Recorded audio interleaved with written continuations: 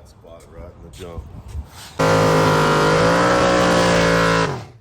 When you buy a new carburetor, it is not a pull out of the box, put it on, ready to go. They all have to be tuned and adjusted. This one here has a flat spot. When you first hit the throttle, it has a little hesitation before it revs up. Look at the accelerator pump down here.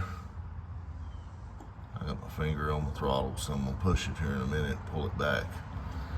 Look at the squirters. Watch it all in conjunction. There's a little cam down in here that rotates this arm, that pushes this arm to mash the accelerator pump to make it squirt fuel. Look at this one. I'm gonna zoom in a little bit here in a second. When I push it, right here, I'm introducing air. No fuel. Look here. I'm rotating the throttle, but it's just compressing that little spring. It's not hardly moving. The accelerator pump's not moving at all.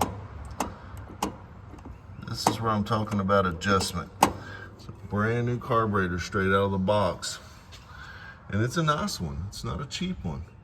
It's got the air bleed, adjustable air bleeds, everything. It's a really nice carburetor. It is top of the line, or close to it. But it's not a bolt on and go. It's not ready from the straight out of the box. You have to tune these things. You have to adjust them. Have a good day.